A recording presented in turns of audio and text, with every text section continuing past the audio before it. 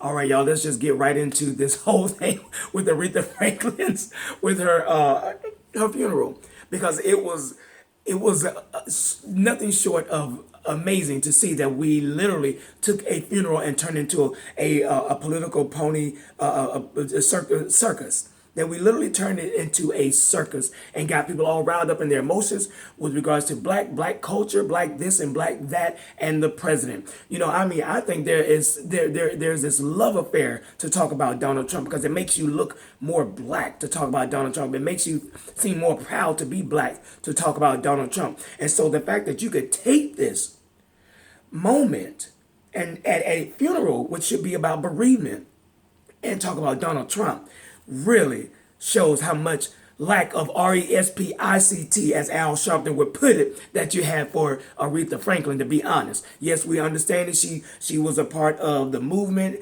back in the day in the civil rights, and no one is discrediting that. However, you turned it into a show, a political circus, and that was not the place to do it. This is a time of bereavement. This is a time to reflect on her as a person, and her accomplishments within the music industry and the things that she contributed to society. However, we decided to turn it into a political show and talk about Donald Trump. Now, let's talk about all this stuff that has been talked about on YouTube and stories, blogs, and everything. Now, I even have a list here. I'm gonna go ahead and get this list right here, but I've got to talk about Ariana Grande. Now, people are talking about the fact that Ariana Grande wore this short skirt to church, and even church people, and some people are saying that Ariana Grande was being disrespectful, and that was just too much. And went into a church, and then there were people who saying, you know what, you church folks, y'all are just as hypocritical, y'all are judgmental. How in the world can you sit there and talk about the girl? It's just a whole bunch of stuff, that's being said about Ariana Grande. Now, here's the thing here. With me, it had nothing to do with the fact that, okay, she's in church. I mean, I've been to church and I've seen what she had on was pretty was pretty light, to be honest. But what she had on, she was in church. Here's the thing that got me about it. The fact that she would wear that to a funeral. I don't know who your stylist was. I don't know who your team was that put you together that day. But somebody should have said, well, we're going to a funeral. Let's dress this way. Because, okay, you're going to the church and you might wear something that's a little scantily clad, I'm not saying that's right, because I don't feel that a woman should dress scantily clad to church. I mean, come on, you're not there to show your skin. You're just there to talk about to hear the word of God. So here you are, dressed in a scantily clad outfit. No one on your team stopped you. You're going to a funeral. Now, if people have enough common sense to wear certain things if they're, let's say, if they were had to go to court and they had to stand in front of the judge, and this is a serious case, and you're trying to project to the judge and those who are sitting, the 12 people who are going to be judging you, who are going to be making a decision about your life, would it not be advisable to wear a suit or to wear something that gives you a little bit more demure look, that gives you a little bit more played down appearance? I mean, would it not serve you best if you were going to a job interview? Would you not dress appropriately for the job interview? Would you go with your club clothes on? I don't think so. That's the whole point. You went to church looking like you're going to the club. That's the thing. Like you about to, Ariana, like you were going on stage. That's what people are tripping about. At least that's what I'm tripping about. I'm like, when I saw it, I was like, why? Why does she have on that outfit? I mean, really, you're going to church. Jennifer Hudson got it right. A lot of ladies got it right. But I guess because you're young and all that, and y'all don't know no better. Some of y'all don't know no better. But I think the thing is, it has nothing to do with, it had all to do with where you were going. So therefore, you dress appropriately for the atmosphere you're going to be in. If you were going to the club, cool. If you were going, to a night on the town with the girls, fine. But you were going to a time of bereavement. You were going to a funeral. Why is that not clicking in people's heads? I don't get it. I saw one YouTuber just saying all this stuff. I was like, really? It's not people. Anyway, so Ariana, check your team. You really check your team. So now then also, so everybody was saying that she was being groped by Pastor Ellis. Now, when I saw the videos, when I saw the clips, when I saw the pictures and this and that,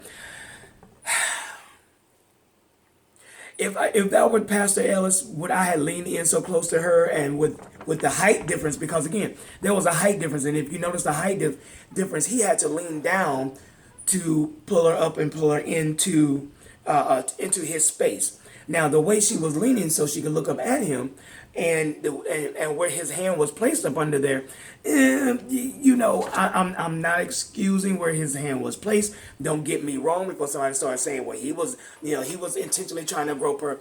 I don't think that was his intent, in my opinion. Now, people are going to look for excuses to say anything about a preacher or a pastor and groping and things of that nature. From my point of view, the way she was leaning back, it was almost to say, I'm going to step off, you're making me feel uncomfortable. Now, that's my opinion. And I don't know if it was simply because she's trying to look up at him because he's much taller than she was. And the fact that his height, his arm could only reach so far. So him placing his hand there, and I'm not saying that what transpired was actually what people are saying, that he actually was trying to grope her.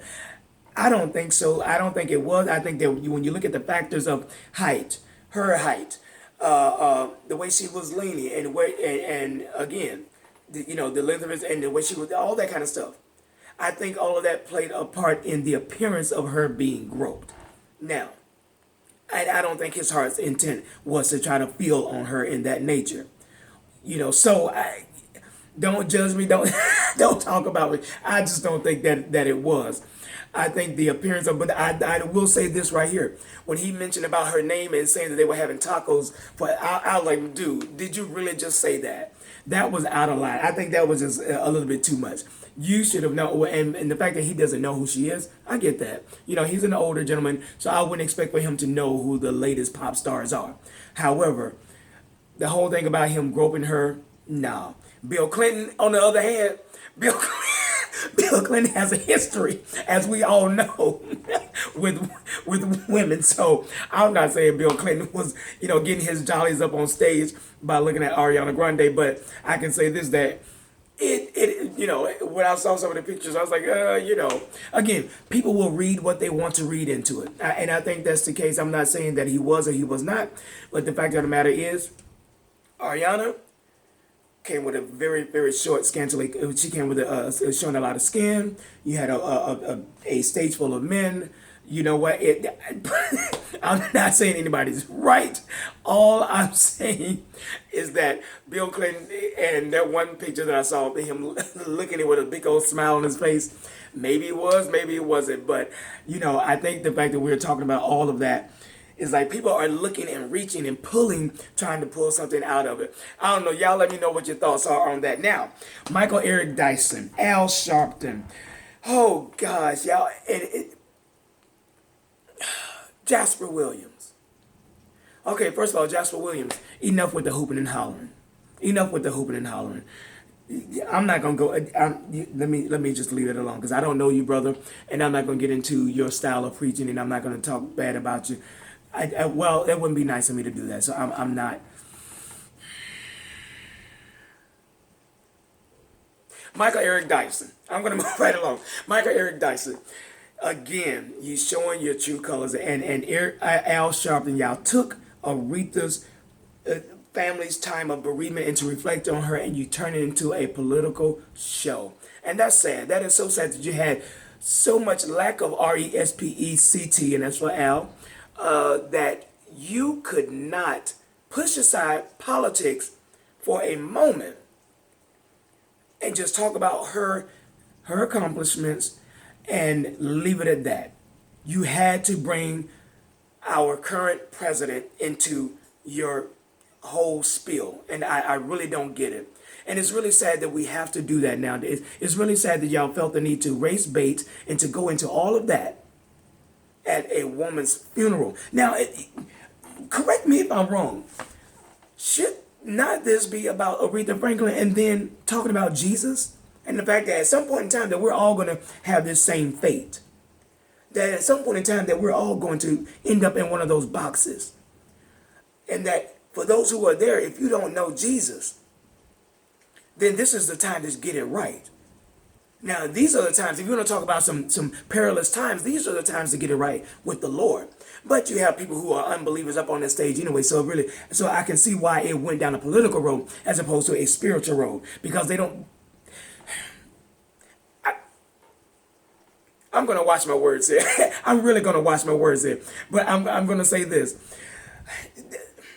There was a lack of the Spirit of God speaking from a lot of people who claims to be pastors and preachers and this and that. Because when you turn it away from Christ and in such a situation as such, when it comes to life and death, then that concerns me, because then, and you've taken it to a political place when in actuality, that was your opportunity right there. That was your opportunity right there to talk about God. Lift up the name of Jesus. Lift up the name of the Lord.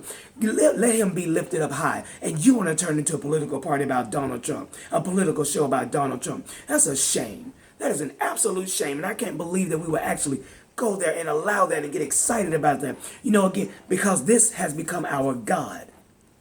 See, when God said, okay, well, I'm gonna let you have your God, and he will let you have your God, and you'll be on your way to hell, because you're not paying attention, because you've allowed this to become your God. And you're getting so enamored with someone who's in office that you can't even see past that. That's the thing that got me with this. I was like, you've got to get past all of that to see what is happening. You're at a funeral. Support this family. Be there for this family. Don't turn this into about Trump. Really? That's the best you can do? Anyway, I'm going to get off this because they done got my blood pressure all high. Anyway, Pastor Ellis, keep your hands down below the waist. Bill Clinton, stop Googling and look at your wife. She's on the other side of the stage. Al Sharpton, spell respect first, and then you can start talking. And Michael Eric Dyson, sit down. All right, this is James from the I'm Free Project. Remember, Jesus Christ is Lord. Him and him alone. All right? Keep your faith in him. Holla.